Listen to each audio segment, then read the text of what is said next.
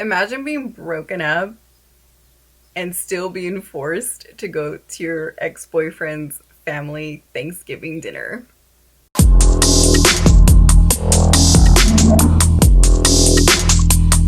What's up, everybody, and welcome back to the channel. Welcome back to my room. If you're new here, my name is Lily, and welcome to the chaos and trauma bonding that's about to happen with this story time. I had to go and make myself some chamomile tea because just thinking about this story is giving me so much anxiety. And I don't know if it's literally because Thanksgiving is like right around the corner that I actually even thought about this story, or I literally don't know how this story like came to my mind. And I don't necessarily think about this person anymore, but for some reason I am still affected by a lot of things that happened during that relationship. I still kind of wonder what was going on with me at the time that I just did not get it.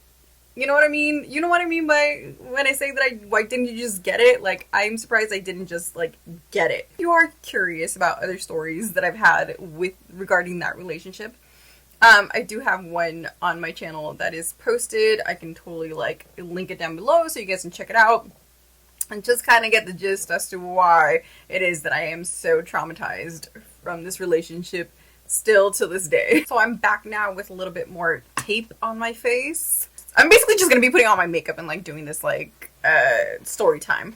But the palettes that I am gonna be using today are gonna be my ColourPop Lust for Dusk, the 1111 palette. But yeah, let's get on with some storytelling, which is not something I'm very great at, but hopefully you guys won't be too like, throughout the process. Okay. Man, my rosacea is like activated right now. Let's begin at the very beginning.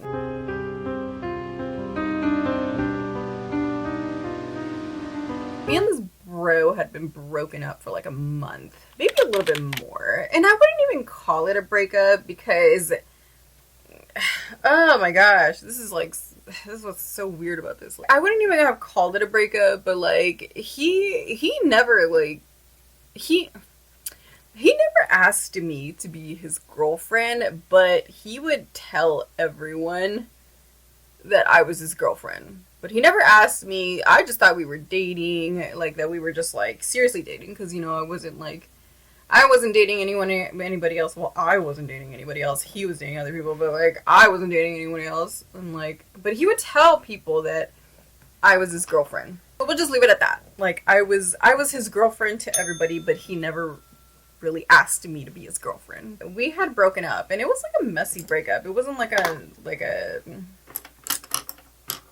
it wasn't like a friendly, like a, like it wasn't a nice breakup, okay? There was a lot of crying, there was a lot of like disrespect. Like he had told me some things during this time that I was kind of like, if you don't like the way I am, like why do you want to keep seeing me? Why do you want to hang out with me? Like why do you want to change me so much, you know?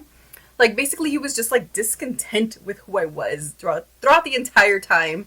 But he still wanted to date me. He would always tell me things like that I never brought anything to the table, that I was dense, that I had no personality, blah, blah, blah. He was just a very mean boy, okay? So yeah, we had broken up. I hadn't done enough work on myself during this time that it was going on, that I was still stuck in this whole like mentality of like, let me be the bigger person, I can still remain friends with this guy, like, I can be cool, like we can hang out, like nothing will faze me. So that's kind of how it was. Like I was just cool with him during this time because we were hanging out, but we weren't really dating anymore. I just wanted to be cool with him, you know? And at this point in the relationship, I hadn't really met anyone from his family. Prior to this, we had like a big ol' blowout about that topic, being that he had told me that he really wanted me to meet his family, but he had a really big issue with my, and I don't even think it was an issue, I honestly just think he was like a really insecure person, But at the time, I had like really blonde hair, and I would dye it like so many different colors. So many different colors. All the time. I had a new color going. Each couple of weeks, it was like a brand new Lily, right? I was really obsessed with just like having colored hair, and I loved it. And so that's how he met me. He met me with like a bright ass pink hair. So one of the biggest disputes that we would have was because of my colored hair. And he would tell me all the time, like, I want you to meet my family, but how am I going to bring you around my family with colored hair? Like, why can't you just dye it a normal color, like, out of respect for me, blah, blah, blah. And so that was, like, one of the things that I was just kind of like, nah, like, this isn't, like, good for me, right? But still, for some reason, I wanted to keep talking to this dude. He brings up the whole, like, Thanksgiving thing, and he's like, I want you to come around, I want you to meet my family, blah, blah, blah. And I was kind of like, no, like, at the time, I had also, like, lost my job. I definitely didn't want to meet anyone's family, not having a job and not having, like, some sort of, like, stability or, like, or anything that I was necessarily proud of at the time. And I think he tried to make that sound like very flattering to me, like, hey, like, all these people like in my family want to get to know you and blah blah blah, and you know. And to me it was kind of also very confusing because I had stated to him like hey, but we're not dating anymore.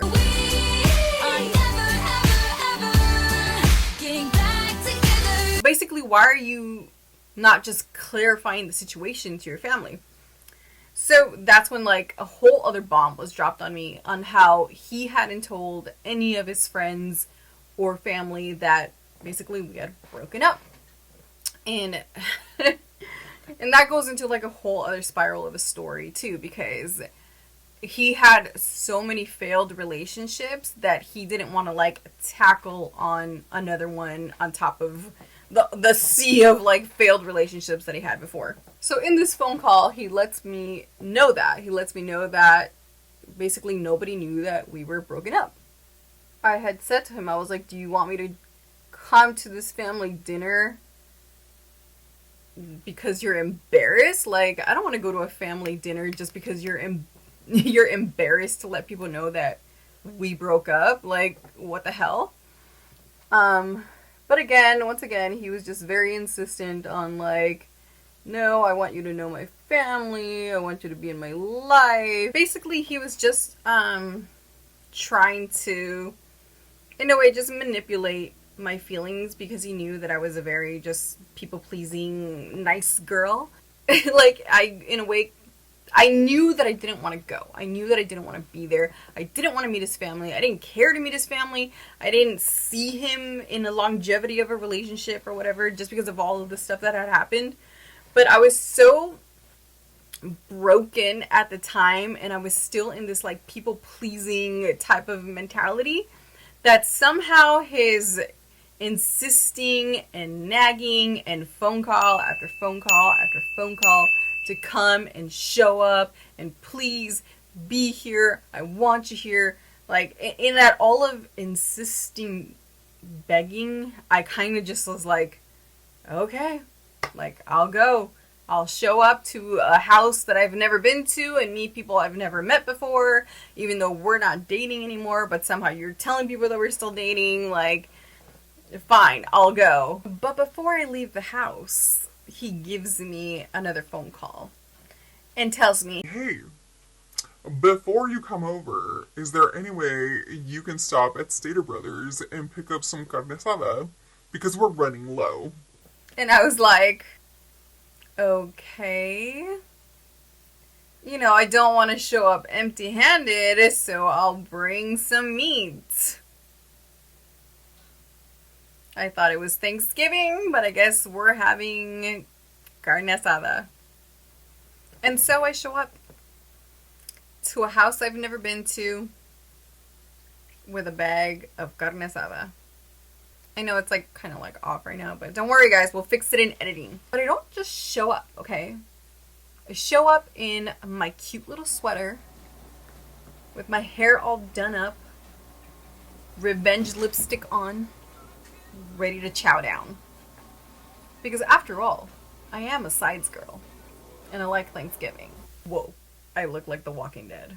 I'm sorry guys, but like I'm seriously out of like my summer shades, and I'm trying to get into like my winter coat right now, and it's just like moving at a snail pace, and all I have is like literally this is like this color that you're seeing on my face, this is my actual skin tone, but because of summer, your girl is not that light skinned anymore. Now we look like a female version of Beetlejuice. But it's okay, because I'm still showing up to this party. And guess what? When I get there, I ring him up on the phone and calling, and no answer. No one's answering the phone. Yes, he gave me the address, but I'm not about to just show up to someone's doorstep and be like, hey, so-and-so invited me to the cookout here. Let me in, you know? I wanted him to be a gentleman and go outside and meet up with me. But what did I have to do? I had to walk up to a house that I've never been to before and ring the doorbell. So I ring the doorbell, and someone answers the door. I don't know who this kid is. Never met him in my life. He looks about 7 or 8 years old. And I'm like, hi, I'm Lily. So-and-so invited me. Where are they? Nice to meet you, child.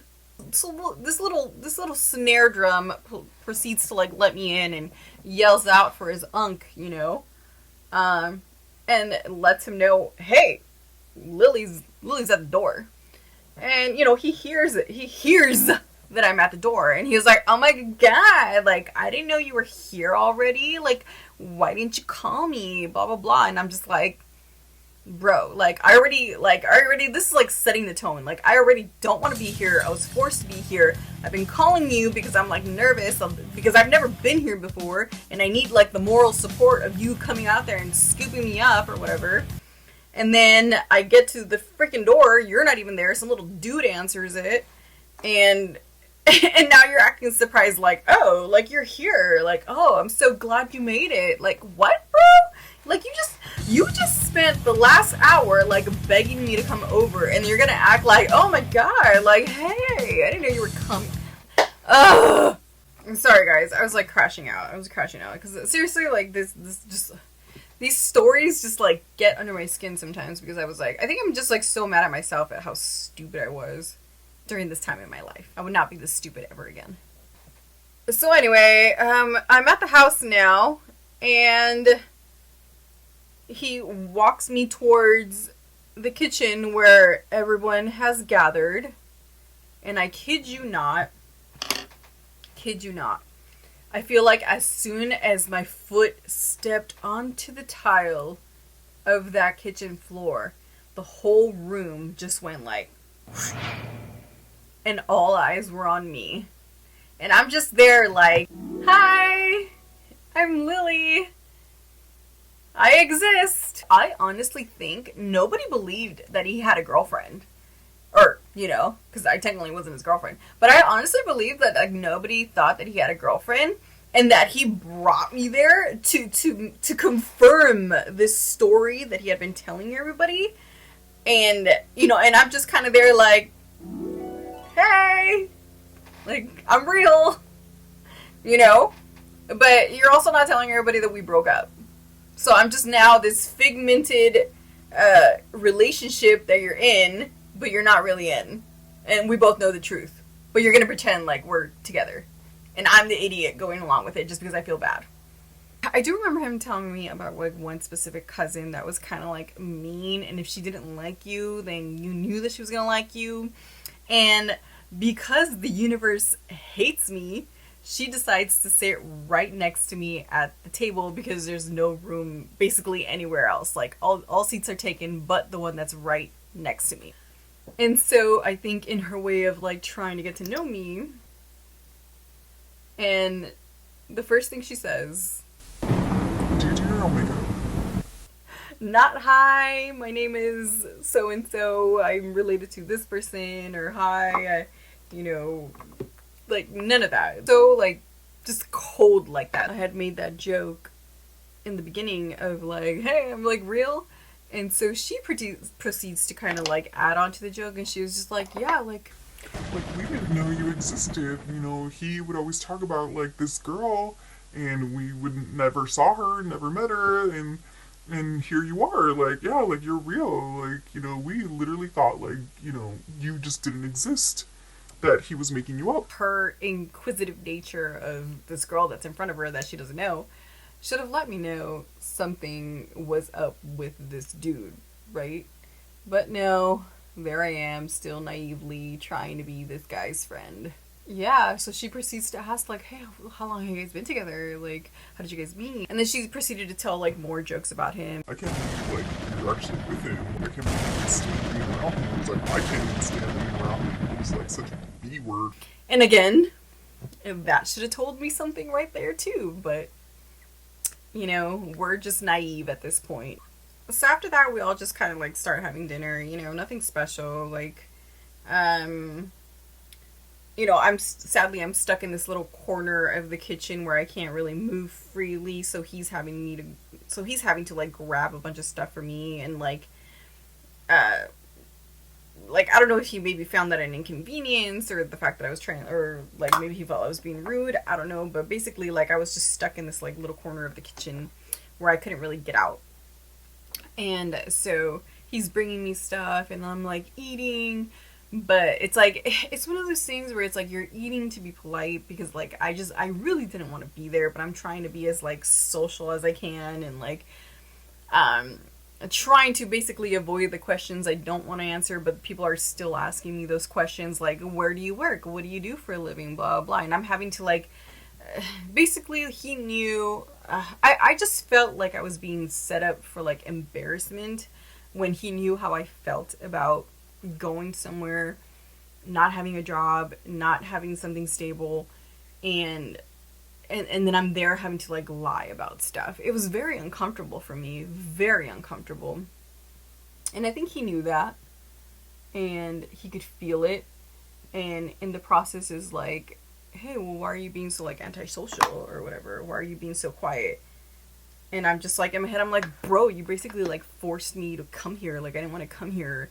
You know, I didn't want to be social with family. You know, I just wasn't in a position to be social with anybody at that point, you know? And he's just basically telling me in a way that I'm embarrassing him because I'm not being this like dream girl that he's talked about. Okay, makeup's done. I swear at this point in the night, I am just so bombarded with like questions, and and having to lie that it's like I can feel the static in my body from just not wanting to be there. I wanted to disappear so badly from that table. Having people think that you're in a relationship when you're not in a relationship because you're just telling people that we are in a relationship because you're embarrassed, like just having to deal with that and the emotions of like I need a break from you, I need to remove myself, just everything in my body just wanted to leave that table. And it didn't help that he was right there next to me being kind of just like, you're a disappointment right now. You're not the ideal girl that I'm, you know, telling people you are. It was just like, I feel like I was set up for failure, like, or for humiliation or for something. And then he was just getting like some weird sick kick out of people thinking like, oh, this is your girlfriend, but oh, like this is your girlfriend. And then so now he's up here and I'm here. You know what I mean? So once dessert rolls around, at this point I'm kind of like, I want to leave. And so I tell him, I was like, I think I'm going to get going. You're embarrassing me if you just like walk out right now. Like, where do you have to go? They know you don't work and blah blah blah. Why are you being such a problem? Like, just this whole stack of just like things that are just being told to me that's not making the situation any better, and I just feel like I'm being held there. So I don't know what I did or what I said or how I managed to get out of it. Like, I can't remember, but I ended up being able to just get up and be like, hey, thank you everybody so much for dinner. I sadly have to go. I might have said that I had another family dinner or that my family had to go somewhere. I don't know. I must have mustered something enough to just kind of get up and like be able to like leave the party. So that's my story of my very first and only awkward ex-boyfriend Thanksgiving dinner. I really hope I'm not the only one with this type of experience out there. I mean, if this has happened to any of you guys, I would love to hear and see some of your stories about your awkward ex-boyfriend dinners and how you dealt with it, because I feel like I didn't deal with it in the best type of way. Like I said, I was still very just like broken and was very much a people pleaser, and I have no clue why I even did him a solid and showed up to the dinner, but I guess like in a way I just felt bad for him, and maybe that's why I did it. Like, I really don't know. Would I do that again now? Hell no. But thanks so much for hanging out with me here in my room and listening to my awkward, weird, and sad Thanksgiving story. And like I said, if you guys have any of your own, I would love to hear it. Or hey, if you want, just comment down below some of your experiences if you can relate to something like this. And as always, don't forget to like, comment, and subscribe to the channel so you can come hang out here in my room or out in the real world when I'm doing some other adventure. And as always, I'll see you guys on the next one.